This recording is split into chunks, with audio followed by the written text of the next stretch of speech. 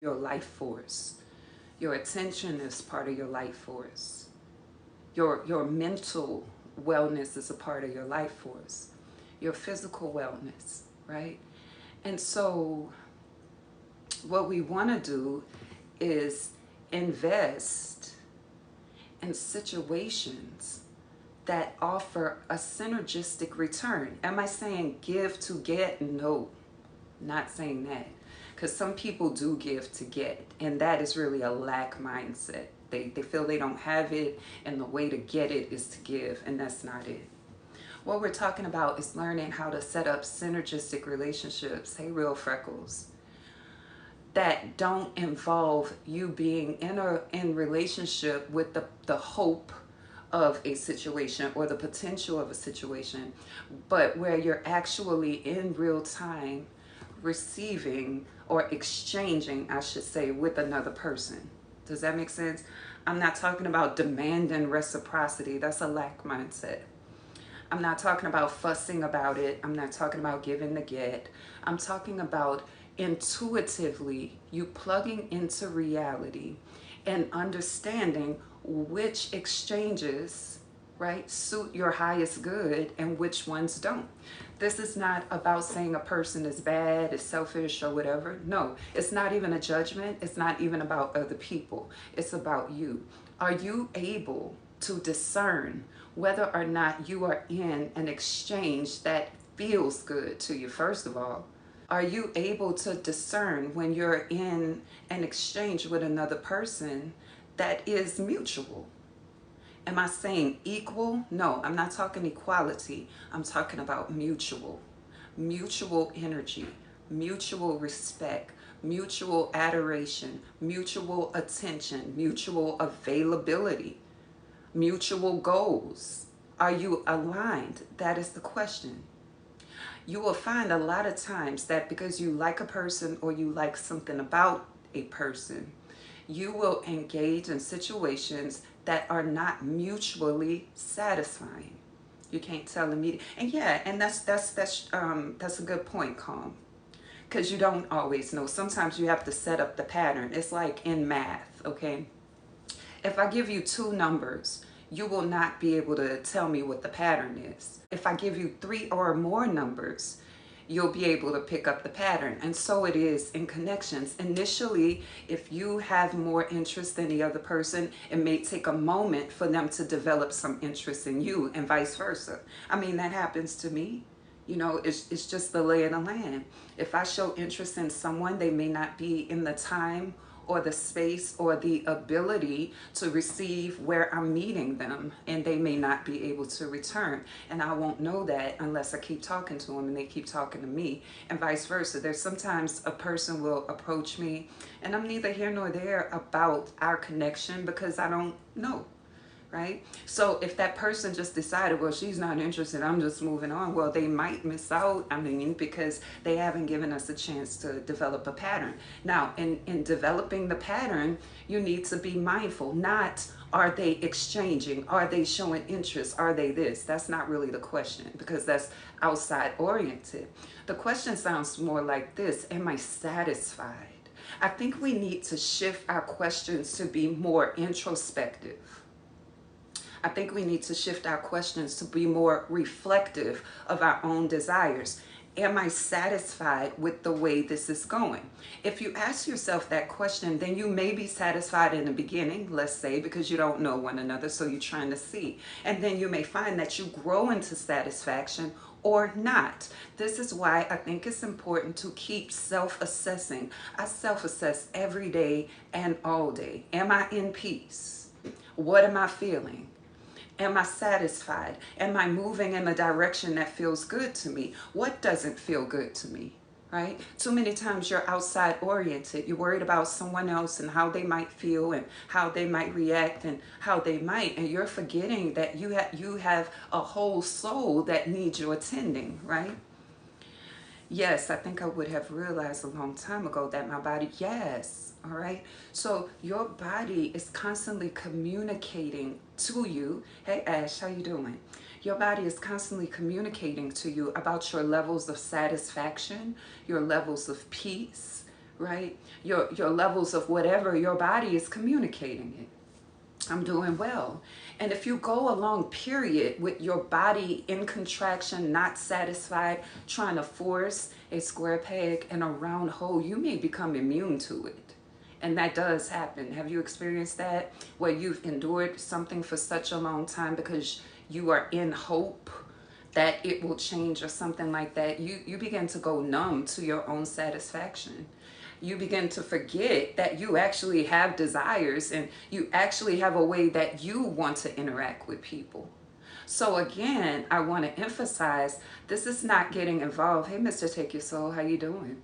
I want to emphasize that this is not about looking outward and talking about people that can't be trusted and people can't be this and people don't want to give and people this. This is not about people. This is about you, because the more you understand yourself, the more you move towards self-satisfactions in the area of desire, right? The more you co-create things that you want and the less illusion you move into. I think I gave an example last night. I think it was last night. We were talking about dating. Have you ever been in a situation where a person said, I don't want a relationship right now? Or let's make it more specific, because I think I said this last night. The person says, I don't want a long distance relationship. Let's say that. Have you ever experienced that? And so if a person says, I don't want a long distance relationship, if you are mindful, you will hear what they're saying and navigate yourself accordingly. Reminding yourself that even though I like this person's personality, even though I really enjoy the time I'm spending, they don't want a long distance relationship and I am long distance. And when I look into my future, I don't foresee myself moving closer and I don't foresee them moving closer. Plus they said, I don't want it. So are you going to stay there trying to invest full emotion, full attention, full desire, creating this longing within yourself when the person already said, that's not what I want? Are you going to do that? That's when you're connecting with potential. That's when you're creating when the other person is not aware that you're creating. And you're developing strong attachments, strong connections with your own thought process. This person already told you that's not what I want. Now, if you want to reassess and ask them again before you make a decision to move, I think it's a good idea to say that. What y'all think? So for me, let's say I start talking to a person and they say, I don't want a relationship or I don't want a long distance relationship, right? I'm talking about me and I'm asking your opinion about you. If they tell me that and I like them and I still choose to talk to them, I'm going to talk to them, right? But the intensity of my intention, the Hey Groove thing, the intensity of my intention, the intensity of my attention, the intensity of my emotion is probably not going to be all the way at the forefront, because this person just said to me, I'm not available to you. And here's the reason why. Some people don't mind, they're not aware of that. So they just continue going, developing the strong attachments. And so let's say I develop some strong feelings for this person. For me, I'm going to say it. I'm going to say, hey, you know, we're talking and I'm really developing some strong emotions where you're concerned. And I know you don't want a long distance relationship. Is that still the case? I got to talk, okay? Is that still the case? And if the person says, yeah, that's still the case, then I would say, okay, I respect that. Within myself now, I have to bring myself not only in verbal respect, but also mental and emotional respect of this boundary that this person has said. We may not look at that as a boundary, but it is. They're saying, I don't want that. So it's not okay for me to keep hoping and actively investing in what they don't want. That's not okay. That's very violatory to me. If a person says, I don't want this, but you keep hope alive and you keep allowing yourself to invest and thereby create stronger and stronger connections, number one, that's not loving towards yourself. Number two, that's not respecting boundaries. And number three, that's setting yourself up for a failure. if we want to use a word.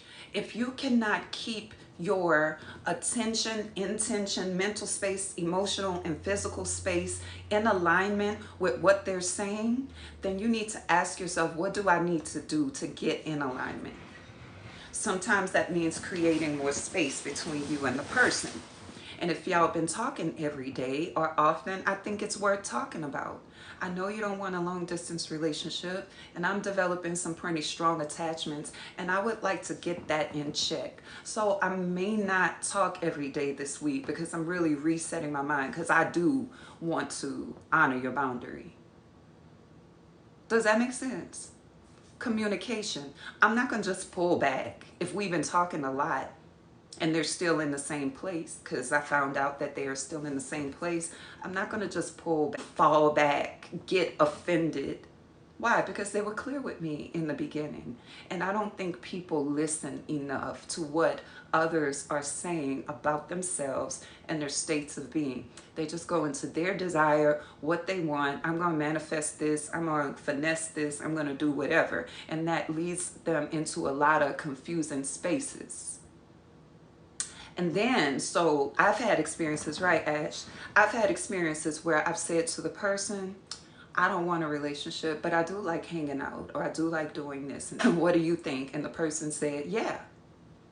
But in interacting in those ways, that person was still developing emotions. Now, I'm in the same space that I said I was in. Nothing changed.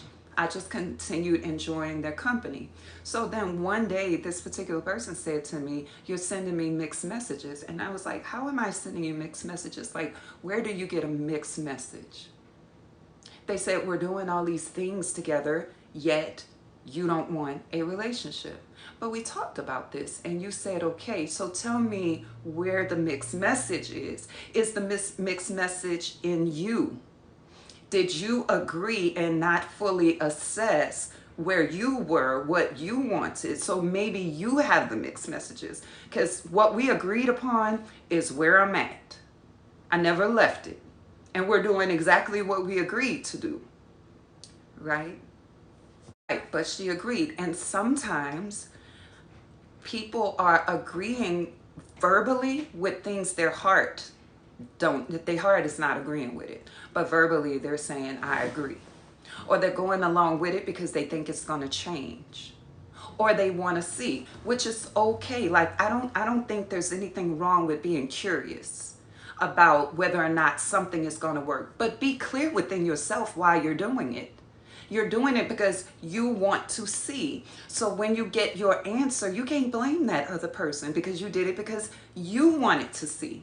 They were clear. You were still curious. You did it because you wanted to. You were satisfying your own soul. So when the answer comes back to be something beautiful, then great. But when the answer comes back to be that the person still doesn't want it, you can't say they sent you mixed messages, because that's not true in that regard. Right? It's that you were hoping that it would turn into something else, and it still didn't. And you kept investing time, attention, emotion, mental energy, spiritual energy, a lot of times physical energy, and they were enjoying it, and also investing their end of that energy, and you were enjoying it. But the relationship or the connection was not evolving like you wanted it to. You got to ask yourself, when you're coming into agreement with people, is my soul on board? Not is your hope on board? Not is the possibility on board? But is your soul on board? There's some people in my past that I felt so strongly about that I knew I couldn't keep doing that with them. You got to know yourself. I knew that the way that I felt about those particular people, if I spent a significant amount of time with them, talking to them, enjoying their mind and interacting, I was going to want more. And that wanting more was going to turn into a lack mindset, because they were very clear about where they wanted, what they wanted, and what they didn't want. So I had to adjust myself. And a lot of times that meant creating space and speaking on it.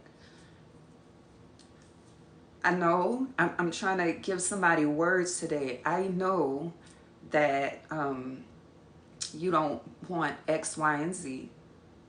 And I feel myself developing toward wanting that. And I want to be in respect of what you desire, but also loving toward myself. So you may find that I'm not communicating as often. And that's why.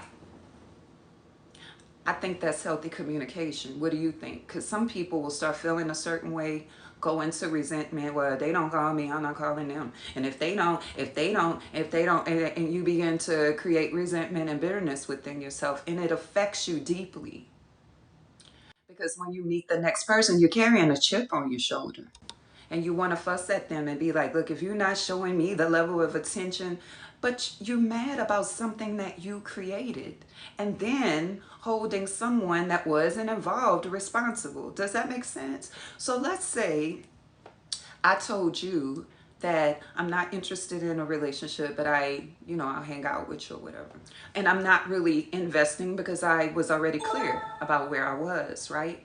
But you still want to see if it could be something. So you keep fully investing. You got to be in touch with your soul and do that because that's what you feel like you want to do, right? So now let's say I don't return the investment because I already told you where I was. All the while, if you begin to build resentment and move into a lack mindset, well, she don't call me, I'm not calling her. And she don't do this, I'm not doing this. Now you're building resentment, right? So you pull back without fully expressing. So now you're pulling back with unresolved energies with me in you. So you meet somebody else and you got this chip on your shoulder now because I didn't give you the attention that you wanted. And now this person, you are letting them know, look, I already came out of a situation where I significantly invested my time and my emotion and I'm not doing that anymore. So if you can't reciprocate, then I don't want it. You carry that chip on your shoulder and that person is like, whoa, I didn't do nothing to you. Why are you carrying that unresolved past into your future? That's what you do when you keep retreating with resentment inside of you. When you don't communicate and when you're not loving towards yourself by speaking up about your needs. And when I say speaking up about your needs, I'm not talking about ultimatums. When I'm talking about speaking up for your needs, I'm not talking about demands. What I'm saying is simply saying, I want more of this, and I know that you're not there. So to be more loving toward myself, I need to decide to A, B, C, D, and E. That's a person resolving things inside. When you're still blaming them, they're selfish, they didn't see, they didn't this, you're carrying unresolved past with you.